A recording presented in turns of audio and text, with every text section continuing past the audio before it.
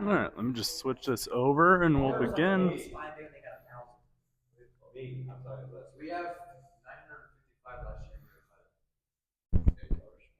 Cool. All right, let's go ahead and begin last mental performance session. All right, let's knock it out. Let's finish strong. So, really, what I want to focus on today is I want to focus on how do we apply these concepts that we've talked about over the last 6 weeks of the no throw, and how do we turn it into a good team culture? How do we turn it into, like, how do we use it consistently? How do we impact the people who haven't been here to hear these things in a way that makes our team better? Does that make sense? Okay? So at the end of the day, what we're going to focus on is team culture and how we're integrating this into our consistent life. I don't want this to just be a thing where you guys feel really motivated about mental performance for these 6 weeks and then you just move on and you have a normal season, right? I want it to be something that changes the way that you go about things, right? It changes the way that you are as an athlete. So that's that integration piece. But at the end of the day, culture is what you allow, not what you say. So we need to emphasize that today. What we're going to do today, we're going to learn what a healthy culture looks like. We're going to understand how each individual contributes to that overall culture. And we're going to identify behaviors that build or break the team. All right? Before we begin, does anybody have any thoughts when it comes to team culture? Has anybody been a part of a team with a really, really good culture or a really, really bad culture? Anybody? Yeah? Any ideas? Anything specifically that you want to share about it? Like, what made it good? Go, Dylan. Okay, not buying in. Okay, that's really important. Especially, go ahead, Brandon. 100%, yeah. And talk about buy-in, all right? You guys are so bought in, you're hanging out outside of regimented activities. And that's really what this comes down to. One thing that a lot of people struggle with, especially the transition from their club team and their private organization like this, then all of a sudden you switch to a high school team, is they're like, oh, this is different than what I normally do. This isn't as good, right? And that might be true, but in order for you to get the best experience, you do have to buy in, right? You do have to listen. You do have to show up and listen to coach and do what he says, right? Does that make sense? That's really the only way that you're going to have that good culture. Okay, it isn't something that happens on accident. It isn't something you just luck into, right? It's something that you guys have to be intentional about generating. This is true whether or not it's just a team that you're playing on for fun, right? If it's on your travel ball team, if it's your high school team, whatever team you're going to be on, you are going to play a role. You are going to be one of the individuals that contributes to whether or not it's a good culture or not. Okay, is it a place where everybody lifts each other up? Everybody pushes each other, right? Or is it where they drag each other down and just point fingers? Okay? At the end of the day, too, you have to understand that the culture does not just live and die with the team, right? You have an individual culture. Your friend group has a culture. Your family has a culture, all right? And we have to be intentional about making sure that that's a culture that we want to be a part of, all right? Don't leave it up to chance. You've heard this before, I'm sure, right? But a famous quote saying that you are the average of the 5 people you spend the most time with. Who's heard that before? Right? Almost everybody. Everybody. Yeah. That's a classic. Okay? And we have to kind of think about this topic and see what it means. Okay? At the end of the day, the people that you surround yourself with, right? There's 2 little things that I like to think about this. If you are the person that everyone in your friend group looks up to, right?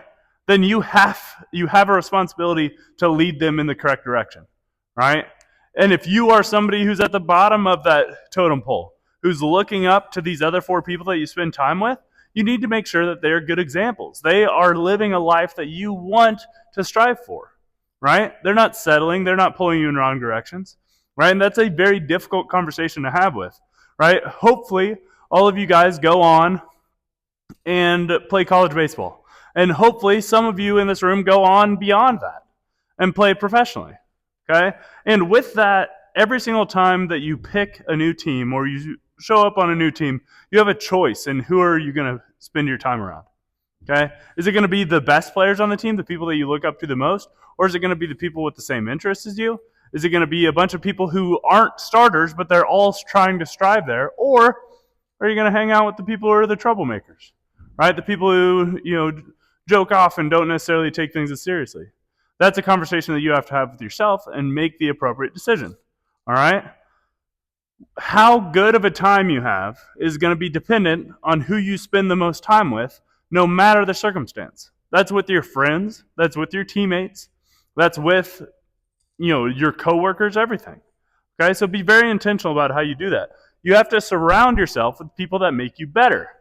All right? If they do not challenge you, if you're constantly having to drag them along, saying, "Hey, no, let's go work out. No, hey, let's go. You know what? Let's get off and let's go to bed early. All right, because we got things to do tomorrow." Okay? They're constantly pushing you in a direction that you know you don't want to be in. That's something that you got to ask yourself. Is this the people that I want to spend my time with? Okay? Great players are going to level up others. So in addition to the fact that you're wanting to surround yourself with people that make you better, right? You also want to be the type of person, the type of friend, the type of teammate, type of family member that makes everyone else better as well. Okay? So I encourage you to challenge yourself to do that. Okay, the wrong circle is going to drag you backwards. The right circle is going to elevate you.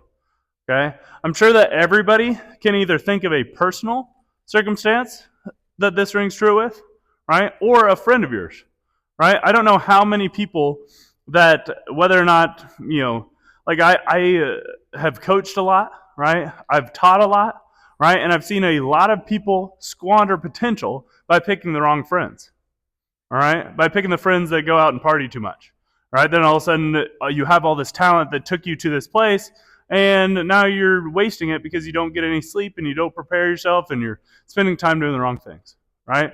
I've also seen the other thing happen where somebody who is extremely driven and super wants the most out of themselves, who, they pick the right friends and they raise themselves to a new level, right? And I'm sure you guys can think about people that you know that kind of fit that bill, all right? So think about that as we go. Really be intentional about the circle, all right? Be intentional about who you spend your time around. Be intentional about who you are to the people that are around you, all right?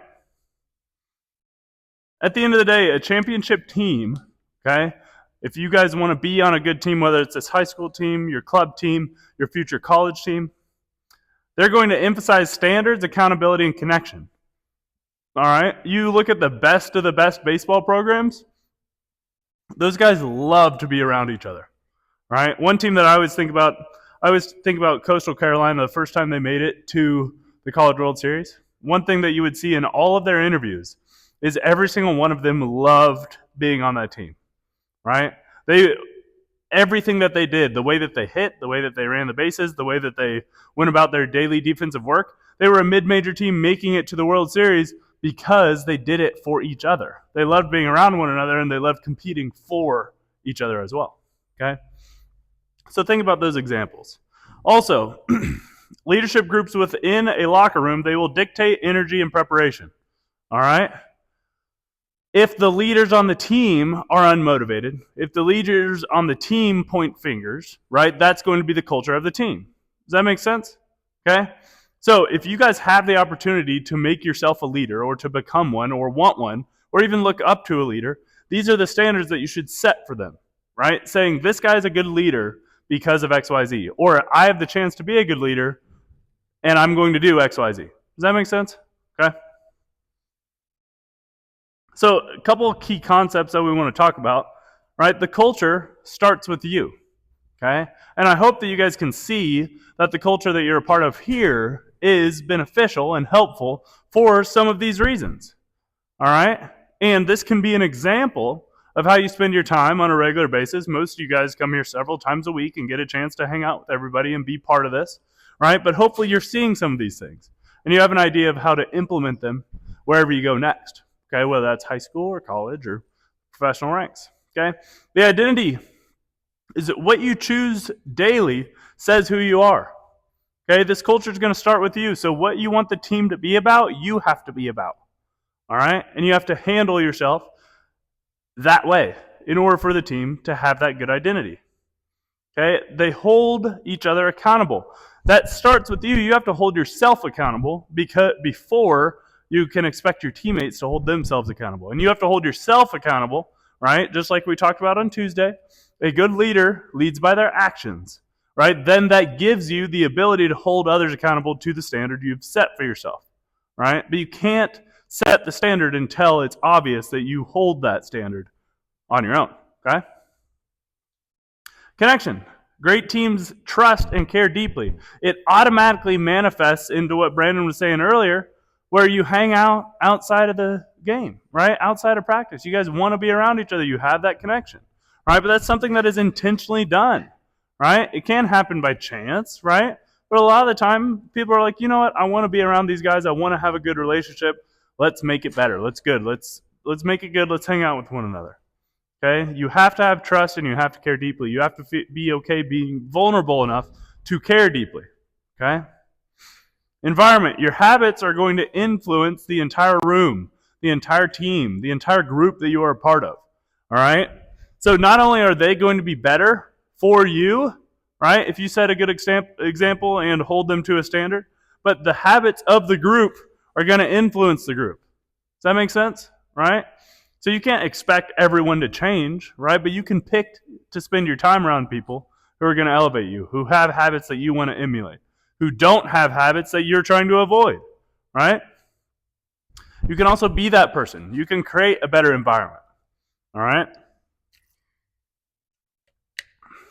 And at the end of the day, that average of 5, we'll keep coming back to that. Okay, think about it in a lot of different ways. The people that you spend the most time with you're going to become like those people. So make sure you're intentional about it. Choose your inner circle intentionally. Okay? At the end of the day, your circle is going to determine your ceiling. Do they push you and make you a better person and a better player, or do they bring you down and distract you from what your goals are? All right, that's a question that you have to ask yourself. And ultimately, the culture starts with you, so you are responsible for building the culture that you want to play in. Right? Do you want to play in a culture that says yes, sir, to the coach, and everybody does everything that they can for one another? Starts with you. Set the example. So I want you to ask yourself some questions about the team that you're on. All right?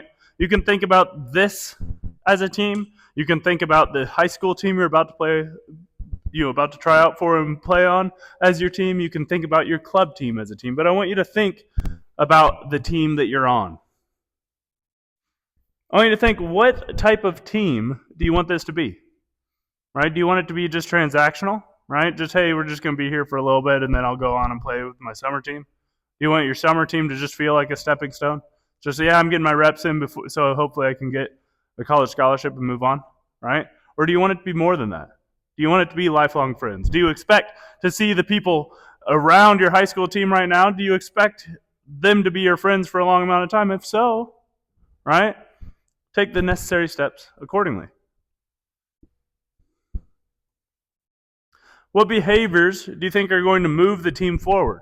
Feel free to share out loud. If you guys think about the team that you're on, this team, your high school team, your club team, what is going to move them forward? Anybody have any ideas? Yeah, accountability, pushing them to the fullest. Yeah, that's a great one. What else? Yeah, do everything with purpose. That's great. Very good. Good. That's a great 2 examples. What type of team do you want it to be? Right? How do you want the team to look? How do you want it to feel? I realize I didn't open that up to you guys. This high school team that you're about to be on, or adapt as a team, or your summer team, what do you want it to be like? Electric. Yeah, a lot of energy. A lot of people united for one vision, one goal. That's awesome. That's a great thing to be a part of. Welcoming. That's a good one. Yeah. You want it to be a place that you want to go, right? You're looking forward to practice after school. You're looking forward to training after school. You're looking forward to it. You want it to be welcoming, right? And then you want it to be a comfortable place that, if you have the opportunity to bring a friend along, you want them to feel welcome. You want them to want to be there just as much as you. You want them to have a good experience. That makes a lot of sense. Cool. What behaviors do you think would hold a team back? Okay. Yeah. Selfish, yeah, 100%. That'd definitely bring them back. That definitely. What? Negativity, that's a huge one, yes. Right? Like the first sign of trouble, everybody starts pointing fingers and starting, making excuses instead of trying to figure out a way to overcome. Right? That's a huge red flag. What else? Playing for yourselves. So in addition to being a selfish person, if you play selfishly, that's also going to show up, okay? Instead of playing for the team to score runs, right, or for the team, being able to hand the ball to the reliever behind you and trust that coach made the right decision whether or not you agree or not is going to be much better.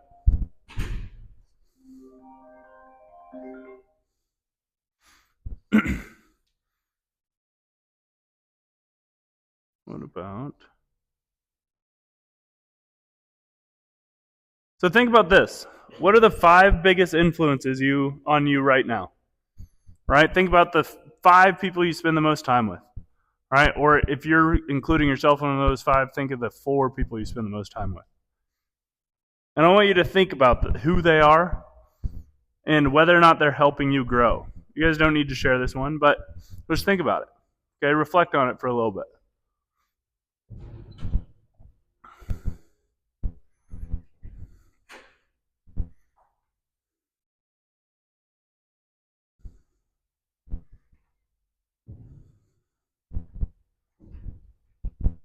Good. Keep that in mind we're going to do a practical application here in a little bit. So keep that in mind for then. All right, for now, let's think about a culture blueprint. Okay? Well, you think about 3 do's, 3 don'ts, and 1 standard that if it was up to you, you would hold your team to. All right? 3 things that you want your team to do, 3 things that you don't want to see your team do, and 1 standard that you want to hold it to. Okay? For the 3 do's, let's say some aloud. What do you think are different behaviors that build culture? Right? That build a good environment, that build that welcoming thing. We're thinking about the habits now, the actions, not just the end goal, the result. Staying consistent. That's a great one. Yeah. Right? Then everyone knows that the standard or knows the expectation is the expectation. That's good. What about good body language? Right? From the coach all the way down to the bench player that never plays. Right? Good body language all the way. Right? That says something. Okay? What else? What else? Being on time, right? Taking things seriously, right? Holding things to a standard, like being like, hey, this matters, so I'm going to make time for it. Right? That sends a message, right? All the way from the top to the bottom. Okay? Those are some examples. What about some don'ts? Things that you don't want to see. Bad body language, obviously. Yeah, very good. What about accepting poor effort? Right? You think just, yeah, whatever. Just let them do whatever they want. You think that's good for team culture? No. Right? You think letting people just go through the motions good for team culture? No. Okay? Just there for friendship? Yeah. If they're not there to actually play the game, yeah. They're just there for a little bit of time.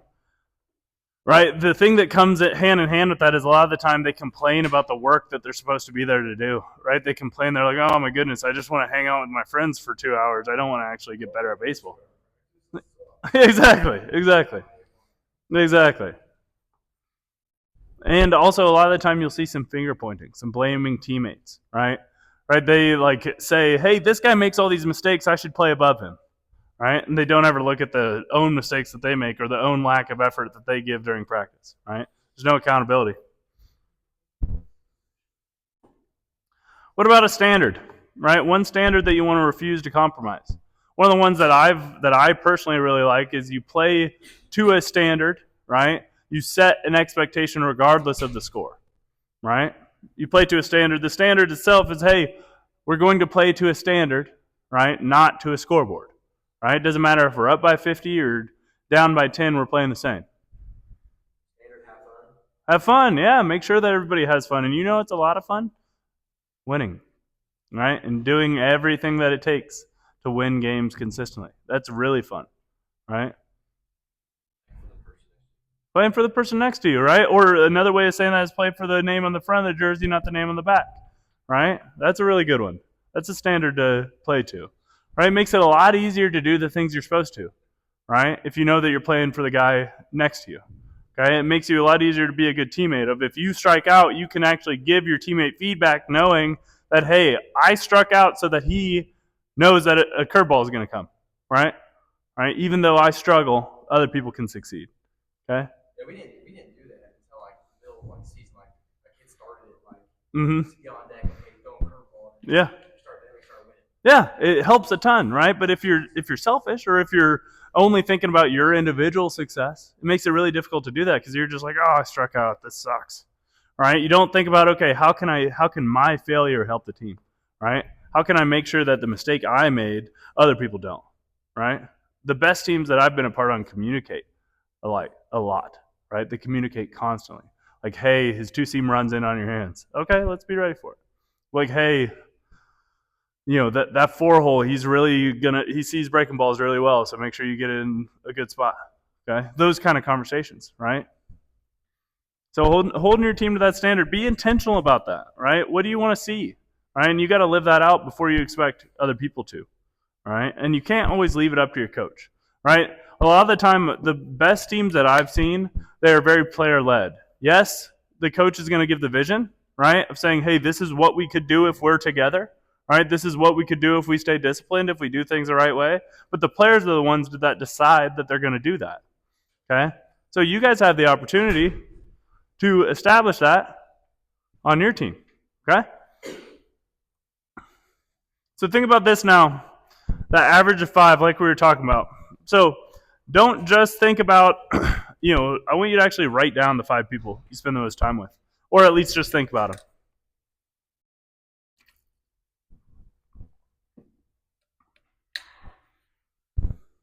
See you, Ben.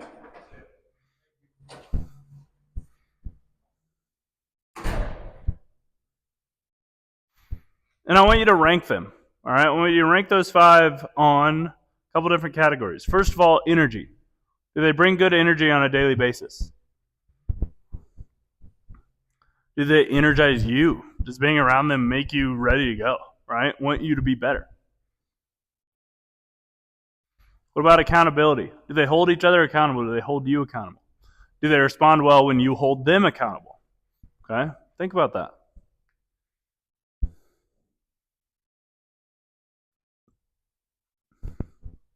How's their work ethic? Right? Is it something that you feel inspired from? Right? Do they push you to be better, to work harder?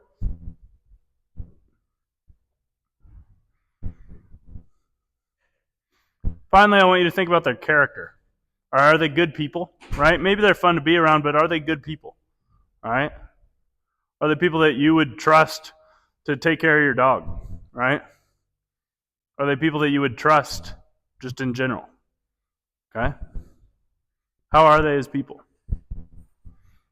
And then once you've done that, I want you to think about who elevates you and who pulls you down. All right? From that group, who elevates you, who pulls you down.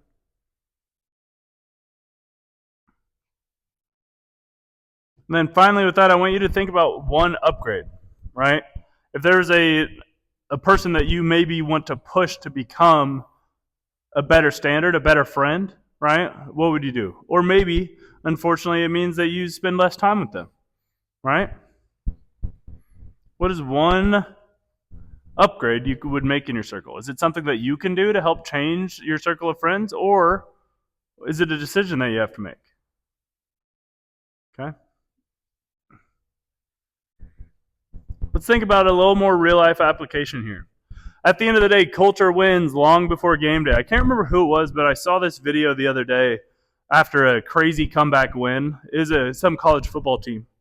And a reporter asked the head coach, hey, what did you say at halftime that really turned things around? And the coach was like, there was nothing I could have said at halftime to change the way that we were playing in the first half. There's nothing I could have did or said or pointed out to the team that would have changed the way that we were playing there. The resiliency and the determination and the camaraderie that made that possible, that started back in January during spring ball last year. Okay? We developed a culture of people who want to fight for one another. We developed a culture of people who want to hold themselves to a high standard. And that's what made us win the game. I wish that I could find the actual video, but I can't remember what team it was. But it was obvious that coach knew what he was doing, right? That he played a hand in developing a culture that allowed that team to believe in the people next to them. So that when they were down by a bunch at halftime, it didn't faze them, right? But at the end of the day, culture is going to win or lose you games way before game day. Okay? The culture of a team shows up in how you practice. The culture shows up in how you speak to one another. The culture is going to show up in how you handle adversity. And then the culture shows up in the effort, discipline, and the body language that you show. Okay? So what I want to challenge you guys to think about when you're thinking about real life application, before you worry about whether or not your team is going to be able to accomplish these things, you need to challenge yourself to see, are you holding yourself to the standard in these same categories, right, on a daily basis, on a regular basis? You know, how do you practice? Do a little self-audit. How do you speak to one another? How do you handle adversity? And how is your effort, discipline, and your body language? Think about it this way. I'm sure you guys can think of examples. Teams with strong cultures break out of slumps faster. Right? When things get tough, they don't start pointing fingers. They think and problem solve together a way to overcome it. Teams with poor culture, they spiral quickly, right? As soon as things get tough, right, they don't find a way out of it. Right? You might as well chalk it up. The season's over. Try next year. Okay? And leaders are going to set the standard. Coaches are going to set the standard, but everyone is responsible for maintaining it. Right? You know, I've been a part of several different college programs, right? And one time we had one of the best players on our team, right? He was a bad culture guy, right? He was a 3-hole, right? A power middle of the order bat, right? And the culture issue, he was actually one of our leadoff hitters. And it was a culture issue, and he got kicked off the team middle of the season. Because the coach decided that the culture and the standard was more important than the extra couple games that he would win, even though it was going to cost us with the camaraderie. Cost us, right? He was like, that stuff is more important. How the team feels and how everybody gets along is going to be more important for us in the long run. And he was right. Okay? That's something to think about. At the end of the day, every single person has to maintain it. It doesn't matter if it's the best person on the team, you can't let them get away with anything. Right? It also doesn't matter if it's the guy who never plays. If that guy is speaking up and speaking negatively about somebody else, it's just as important as if a leader would. There's a big difference between holding somebody accountable, right, and holding a coach accountable and just pointing fingers and producing negativity. There's a huge difference there. Okay? At the end of the day, like I said at the beginning, at the top, culture is what you allow, not what you say. Okay, you guys can say it, you can be about it, you can say whatever you want, but you got to be about it in order for it to matter, right? In order for it to show up in the culture that you get to be a part of, okay? You build that culture through your behavior every day with every rep, okay? It starts day one of tryouts, okay? It starts the first day that you walk in the building here, okay? So before we end the series, a couple different things I want you to think about. Is what identity are you choosing as a teammate? Who do you want to be? What kind of teammate do you want to be? How will you contribute to the culture of wherever you go next? I know we say this a lot, but no matter what work you guys put in here, if it does not show up with your team, if it does not show up on the field, none of the work that you put in this offseason matters. Okay? And that goes for the culture aspects. That goes for the mental performance pieces. Right? So how are you going to contribute to this culture? All right, we can spend 2 days a week for the last 6 weeks talking about mental performance and being more resilient and working harder and having good habits. Okay, but none of that's going to matter if you aren't able to take it with you come springtime. Okay? Same thing true with the culture. Okay? What standard will you personally uphold? Okay? Regardless of what your teammates do, are you going to take the extra step to arrive early and do your PT? Right? Something that you've done every single day when you walk in this building, are you going to take that with you? Right? Are you going to do the extra thing? Are you going to make sure that you stay late and do what you're supposed to at the end of the day? Right? Are you going to take that extra amount of time to focus on every rep that you take, every throw that you take? Right? Or are you going to just fall into your old habits? Okay? These are important questions to think about before we get there. And think about, finally, what is one commitment you'll carry into the season? Okay, one thing that you've either learned here, right? When it comes to the drills, when it comes to the work ethic, when it comes to, the way that we train here, the way that we hold you to a standard, right? What are you going to take with you? Okay? Or is it going to be a culture thing? Maybe something that we learned on the mental performance side. What is one commitment that you're going to carry into the rest of your season? Because like I said, at the end of the day, all this is great, okay? But I want to be able to show up to one of your games and see you fail and watch you overcome it. That'd be a great thing for me. We had a pitcher last year who worked really hard all offseason, right? And he struggled his first couple outings last year in high school ball. And I was lucky enough to, I was there for one of the times where he struggled, didn't even make it out of the second inning, okay? But, I wasn't able to go to every single game that he pitched, but towards the end of the year, I was able to see, he's starting to figure it out, right? And towards one of the last games of the season, he ends up having a really, really good outing after having several bad ones, right? And what's nice to see is just as much as people being extremely successful, I love to see that because he was able to put himself in a good situation before he started summer ball, right? Before he went to college for the first time. Okay, he was able to work through those kind of negative things in order to be better, okay? But carry this into the season, all right? Carry everything that you've learned. Carry all of the lessons, all of the discipline, all right? All the work, okay? And carry it with you, okay? Don't let these 6 weeks just go to waste, all right? Especially as we start back throwing. It's very easy to get undisciplined and just start trying to rip it and throw too hard, but hold yourself to a standard, okay? I want you guys to all peak in May, not in March, all right? Does that make sense? Okay? I appreciate you guys doing this. I know that this is kind of weird, like a little different than, what other places offer, but the fact that you guys came regularly, the majority of you guys came almost every single session, right? And I hope that you got a lot from it, and I hope that you take it with you, all right? The other thing that's nice is you'll have access to these videos forever and ever and ever. So who knows, 5 years from now, you might want to watch back one of these conversations and get something from it again, okay? But I really do appreciate you guys taking this extra step, right? I know that it can be boring to just come and listen to me talk for 40 minutes and then go run a little bit, then go home, right? But that's, hopefully you guys are getting something from it these last couple weeks, all right? Thank you, fellas. Have a good one.